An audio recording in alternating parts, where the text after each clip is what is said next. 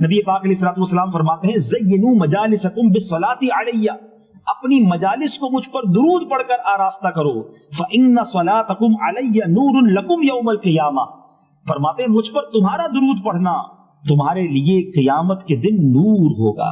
سبحان اللہ سبحان اللہ سبحان اللہ۔ امید ہے شوق بڑھ رہا ہوگا، ارادہ بن رہا ہوگا کہ اب درود پڑھنے ہیں اور کثرت سے پڑھنے ہیں، خوب پڑھنے ہیں۔ فضول باتیں سوشل میڈیا اور نہ جانے کتنے کاموں میں اپنا وقت ضائع کرتے ہیں۔ تصویر لیجیے، درود پڑھیے، تکلیف میں ہیں درود پڑھیے، بیمار ہیں درود پڑھیے، بے روزگار ہیں درود پڑھیے، قرضے میں ڈوبے ہوئے ہیں درود پڑھیے، کسی خوف میں ہے درود پڑھیے، کسی مشکل میں ہے درود پڑھیے، بے قرار ہیں درود پڑھیے، مدینے جانا ہے درود پڑھیے، آقا کا دیدار کرنا ہے درود پڑھیے، ہر درد کی دوا ہے۔ صلی علی محمد۔ سبحان اللہ سبحان اللہ۔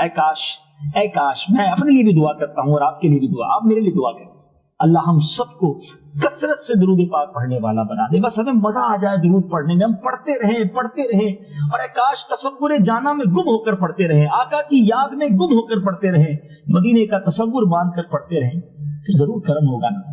میں سو جاؤں یا مصطفیٰ کہتے کہتے، کبھی تو ایسا ہونا کہ درود پڑھتے پڑھتے ہی آنکھ لگ جائے، دیکھ تو نیازی ذرا سو گیا کیا دیوانہ، ان کی یاد میں شاید آنکھ لگ گئی، پھر ضرور کرم ہوگا، پھر ضرور خواب میں نبی پاک کرم فرمائیں گے اور اپنا جلوہ دکھائیں گے۔ لیکن درود پڑھیں گے تو ہوگا نا ایسا انشاءاللہ۔ کثرت سے درود پاک پڑھنا ہے۔